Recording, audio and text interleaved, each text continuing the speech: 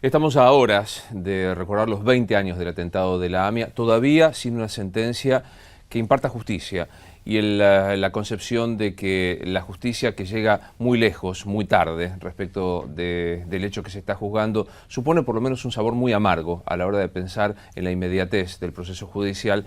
En la Argentina se vive muy especialmente por estas horas. Es un gusto recibirlo aquí en Infobae TV. Está con nosotros el doctor Marcos Serravic, que es el presidente de la Cámara Nacional de Apelaciones en lo Penal Económico y aparte es el vicepresidente de la Asociación Internacional de Abogados y Juristas Judíos. Gracias por estar con nosotros. No, muchísimas gracias por la invitación. En cuanto hay un hecho de dejadez o de entorpecimiento político para poder dilucidar este hecho, y en cuanto ha habido algún demérito de la justicia para analizar AMIA. No, yo no podría, digamos, en principio, yo no atribuyo cuestiones en particular de entorpecimiento político, no es esta mi visión. Mi visión es que este fue un hecho inédito en Argentina y probablemente en el mundo también. De alguna manera, por lo menos mi visión fue que el mundo empezó a preocuparse por este tipo de hechos recién a partir del atentado de las Torres Gemelas. Con los dos atentados que hubieron acá en el 92 y en el 94, el resto del mundo no se había detenido a pensar en que esto era parte del terrorismo internacional y del fundamentalismo.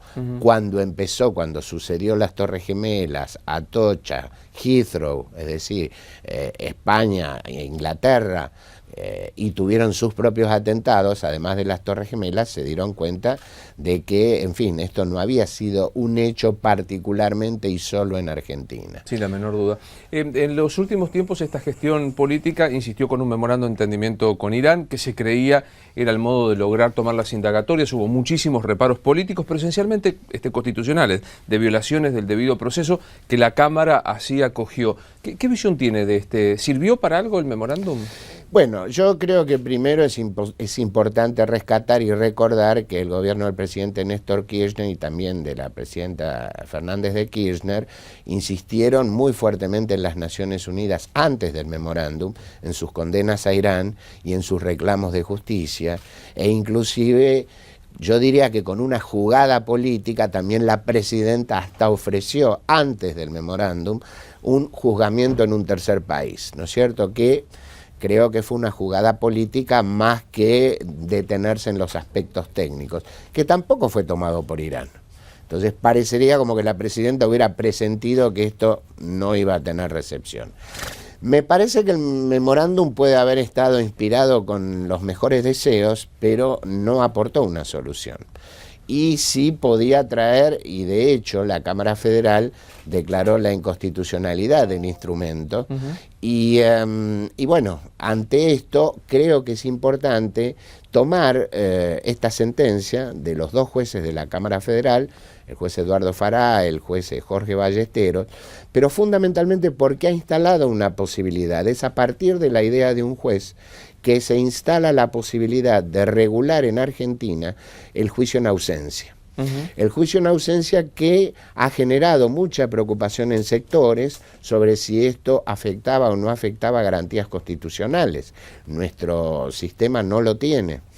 Y me parece que para abordar esto lo primero que hay que hacer es separarlo de las cuestiones de política partidaria. Me parece que esto es fundamental porque no se trata acá de ver quién trae en definitiva más agua para su molino desde el punto de vista de los partidos políticos. Esta es una cuestión, a mi modo de ver, es una cuestión de Estado, es una política de interés público, y bueno, veamos un poquito si esta puede o no puede ser una herramienta adecuada. Claro, usted decía muy bien, doctor, que no existe en nuestra legislación el juicio por ausencia. Digamos que hemos tenido en algunos otros casos en donde argentinos se vieron involucrados, pienso en Astiz, que fue condenado por violaciones de derechos humanos en Francia, en ausencia. ¿Habría algún modo de, con nuestra estructura jurídica, proceder a un juicio así? El caso a mi modo de ver, sí.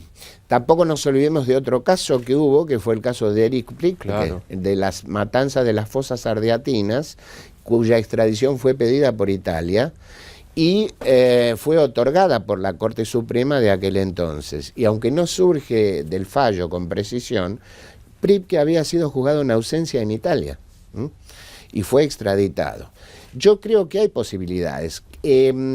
Tanto nuestra Constitución Nacional como los tratados internacionales de derechos humanos que adquieren jerarquía constitucional a partir de la Constitución del 94 y posteriormente por la incorporación de otros dos, establece una serie de garantías fundamentales y esenciales: la del debido proceso, la defensa en juicio, el derecho a ser oído, por supuesto no ser coaccionado para autoincriminarse, el derecho a recurrir ante un tribunal superior, el derecho a gozar de asistencia técnica. Todo esto, ¿por qué se hace? Y todo esto se hace para que las personas que tengan que estar vinculadas a un proceso no sean privadas de justicia. Ahora, si quienes están involucrados en un proceso lo que hacen es sustraerse de la justicia voluntariamente, es decir, no quieren estar presentes ante un requerimiento de la justicia, creo que hay que empezar a ver un poquito la cuestión desde otro punto de vista. Además, no nos olvidemos que el delito en el caso de la AMIA no es cualquier delito, es un delito de lesa humanidad, es un crimen contra la humanidad y fue declarado así por el juez de la causa y tiene todas las características de un crimen contra la humanidad de acuerdo a la jurisprudencia de nuestra Corte Suprema en su integración actual. ¿Por qué? Porque nuestra Corte Suprema, en el caso Arancibia Clavel, que era un agente chileno que había estado involucrado en temas de delitos de lesa humanidad, estableció que los delitos de lesa humanidad que son imprescriptibles son los cometidos por el terrorismo de Estado. Podemos estar de acuerdo o no con esta interpretación, pero es la que la Corte hizo. Y en el caso de la AMIA se trata de un caso de terrorismo de Estado. Claro. Es más, en el caso Arancibia Clavel, inclusive, la Corte dijo que no necesariamente tiene que estar dentro del Estado el terrorismo que se cometió. O sea que tranquilamente este hecho en donde había funcionarios del Estado iraní imputados en la causa que lo hicieron fuera de nuestro país, se darían perfectamente las condiciones. Se da perfectamente y se adapta a la doctrina de la Corte Suprema en la integración actual. Y aun cuando se haya sustanciado buena parte del juicio como se hizo, ¿se podría aplicar el proceso en ausencia? Si se regula debidamente, sí. Es necesaria una ley.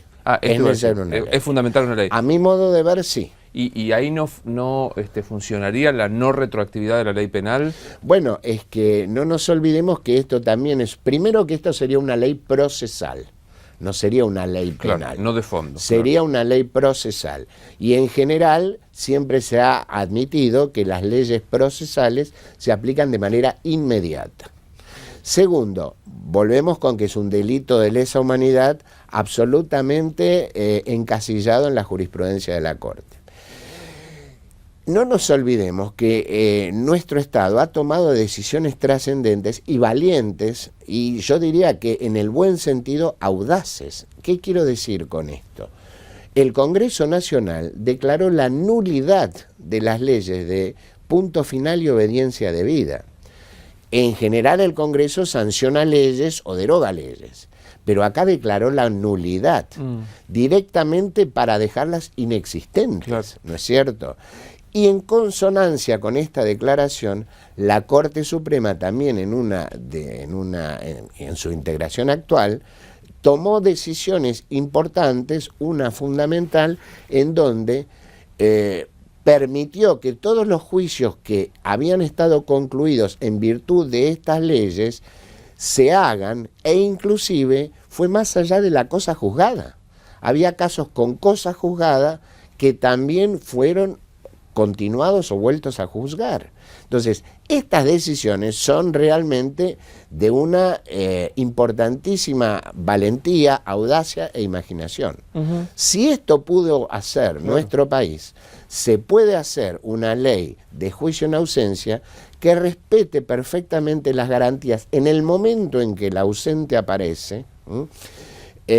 Ahí puede, si la ley está debidamente hecha, permitirle que sea oído, que esto es fundamental, permitirle ofrecer prueba, permitirle controlar la prueba que existe, aun cuando ya se haya dictado sentencia. Claro. No importa, que se dicte otra sentencia en función de lo que él aporta. Pero ¿qué es lo que pasa acá? ¿Y por qué es importante esto? Porque no es que todo vuelve a cero. una de las garantías fundamentales que existe en nuestra Constitución y en los pactos, en los tratados, es lo que algunos pactos llaman la presunción de inocencia, ¿no es cierto? Que en realidad es el principio de inocencia o el estado jurídico de inocencia. Entonces todos estamos en estado jurídico de inocencia y teóricamente hasta que haya una sentencia de condena que quede firme, este estado se mantiene. Pero ¿qué es lo que pasa? Nosotros estamos en estado jurídico de inocencia, pero si una persona tiene una imputación de un fiscal, por ejemplo, ya ese estado jurídico de inocencia que sigue existiendo se achicó un poquito, ¿no es cierto? Si avanza y el juez lo llama declaración indagatoria, ese estado jurídico de inocencia se achicó un poquito más. Y si el juez lo procesa, ahí ese estado jurídico de inocencia se achicó bastante. Y cuando hay una sentencia de condena, ya prácticamente no queda nada de ese estado jurídico de inocencia. Entonces, ¿qué es lo que se produce con esto? Que la persona que aparece después, porque además no nos olvidemos de una cosa, una situación es si una persona no pudo estar a derecho y otra cosa es si no quiso estar a derecho.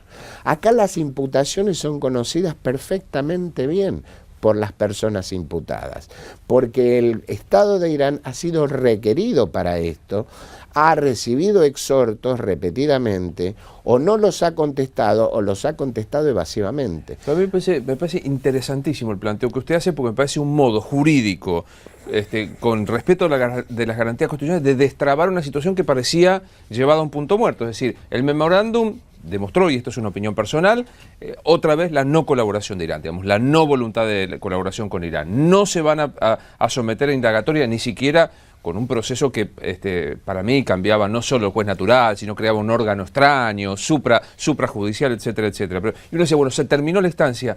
Sancionar una ley procesal que admita el juicio en ausencia daría la chance de avanzar, incluso respetando el derecho a que si el ausente comparece, por supuesto, tenga el derecho a defensa. Porque acá hay un tema que es interesantísimo.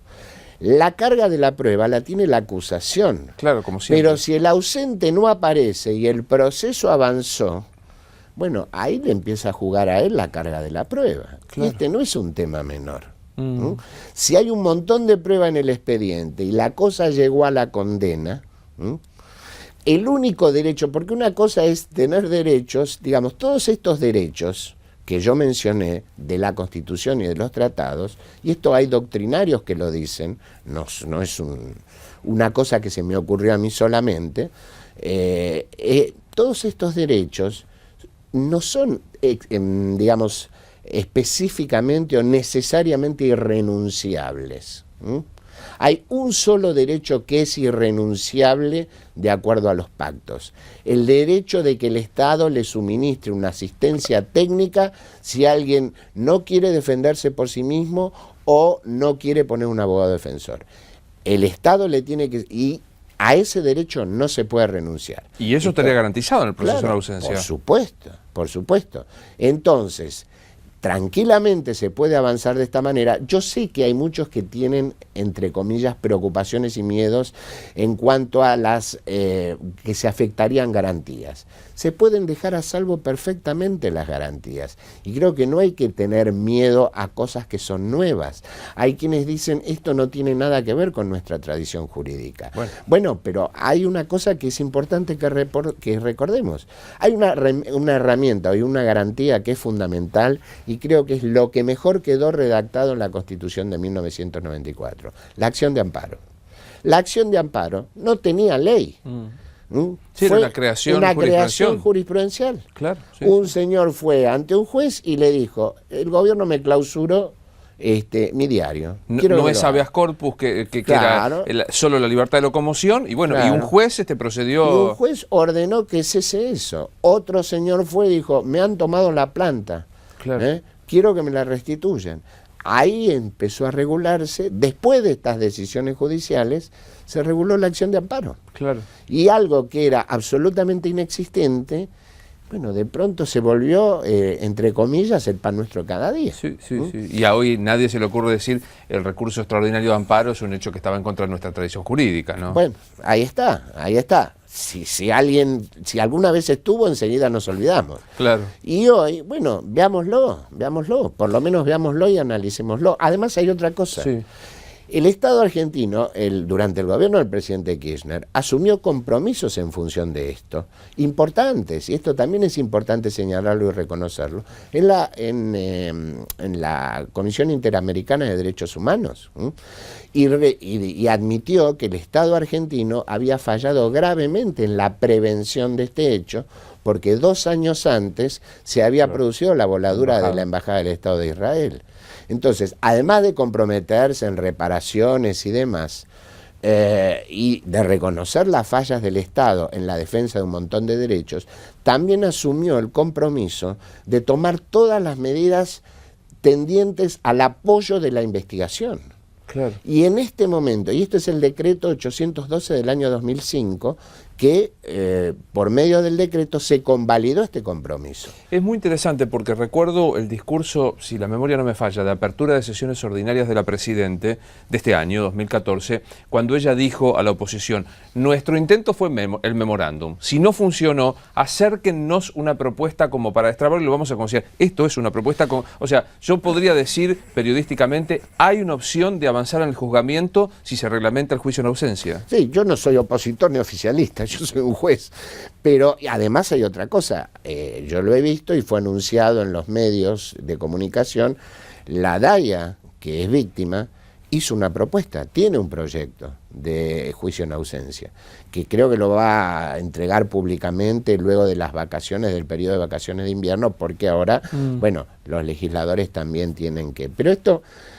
separémoslo de cuestiones partidarias. Y aparte ayudaría a futuro, digo. Ojalá no sea necesario. Mire, el juicio en ausencia existe en otros países para delitos comunes también. Claro. Algunos dicen para delitos leves, otros dicen... Bueno, el delito de lesa humanidad es... Mire, si realmente nos atenemos a los miedos, a las preocupaciones, no hubiera existido nunca el Tribunal de Nuremberg, ni el de la ex Yugoslavia, ni el de Ruanda. Porque alguien podía decir, bueno, pero fueron tribunales creados ex post, claro, después del hecho. Y aplicaron normas, el Tribunal de Nuremberg, que no existían antes del juzgamiento. Y entonces esos hechos se hubieran quedado impunes. Claro. Entonces, por lo menos lo que digo es, probemos. Sí, aparte si hay además alguna violación constitucional, un juez la va a declarar inconstitucional a la ley. Aparte de algo interesante que usted dice, en este caso no es que se crea un delito ad hoc, o sea, no es que se crea un delito después del hecho, ex post, sino lo que en todo caso se facilita un procedimiento que no estamos, digamos, no es la creación de un delito o la creación de un juez distinto al juez natural. Es simplemente buscar la vía procesal, ¿no? Exactamente, es un tema procesal, exclusivamente procesal. Los jueces son los mismos que los que están. Claro, claro. Y el delito se configuró en su oportunidad. Hace 20 años. El delito es de hace 20 años, la declaración de crimen contra la humanidad ya existe, reglamentemos esto. ¿Usted imagina en el derecho comparado algún modelo de juicio en ausencia en particular? Yo no sé si tomaría alguno de los que existen. Creo que trataría utilizar las experiencias precisamente para mejorar esos modelos y para evitar que se puedan sentir afectadas en las garantías constitucionales. La persona recibe, en un caso además, tampoco es bueno pensar que se haga una ley para el caso AMIA. Claro. Esto está mal. Y yo coincido con que esto no debe ser tomado así. Pero bueno, por eso digo, si hubo decisiones trascendentes de poderes del Estado para avanzar, y creo que realmente fue un avance positivo, bueno, por lo menos estudiemos esta posibilidad. Sin la menor duda. Y hagámoslo porque se puede intentar. Y si hay se hace con algún defecto, que es muy grave, los jueces la van a declarar inconstitucional. Que para eso están, para hacer el control bueno, para hacer el control, los jueces, mire, hace poco justamente, hablando de otra cosa, ayer en una reunión en una reunión jurídica justamente, alguien recordó, ¿no?, de un voto de uno de los jueces, creo que el juez Petraki, en un caso que decía que, bueno, los jueces no están para acompañar o no acompañar un programa de gobierno. Los jueces estamos para controlar que se respete la Constitución. Entonces, y esto me parece que es importante. Por eso digo, separemos esto de la política partidaria. Esto no debe formar, el tema del juicio en ausencia nace de una idea de un juez que la instala en sus votos, en su sentencia de la Sala 1 de la Cámara Federal al declarar la inconstitucionalidad del memorándum. Doctor, me olvidé de preguntarle algo que quiera decir, que le parezca oportuno que haya que decir en estas circunstancias. Bueno, yo creo que otra cosa que sí realmente es importante, que creo que aquí se le podría dar, y acá creo que hay que, una de las cosas que yo rescato muy importante del voto del juez Fara, es el análisis pormenorizado que él hace de las distintas comisiones de la verdad en función de que tenían el centro puesto en la víctima. Es decir, la víctima era un participante activo en esas comisiones. Y en este momento, tal vez con esta posibilidad de reglamentar un juicio para la verdad, bueno, se le da a la víctima por lo menos la posibilidad de ir avanzando en el juicio. Entonces, creo que sí, fundamentalmente, como una última reflexión, esto ha sido un ataque a toda la sociedad argentina, particularizado en la comunidad judía. Sin la menor duda. Y esto forma parte del terrorismo internacional, que es un fundamentalista, que es un fenómeno, diría yo, tiene menos de 100 años. Y creo que hay que, digamos, despegar también, separar el fundamentalismo de cualquier religión en particular, de cualquier culto en particular, de cualquier nacionalidad en particular. Jean-Paul Sartre escribió un libro que era muy bueno, salvo por el título, que se llama Reflexiones sobre la cuestión judía. Yo discrepo con el título, pues no sé cuál es la cuestión judía. Pero él decía una cosa que es interesante, ¿no? Él decía, si el judío no existiera, el antisemita lo inventaría. ¿Y qué quiere decir con esto? Que el problema del fundamentalista es el problema del autoritario, el problema es de él. El problema del discriminador es él el que tiene el problema, no es el discriminado, sí, claro, el que tiene el problema.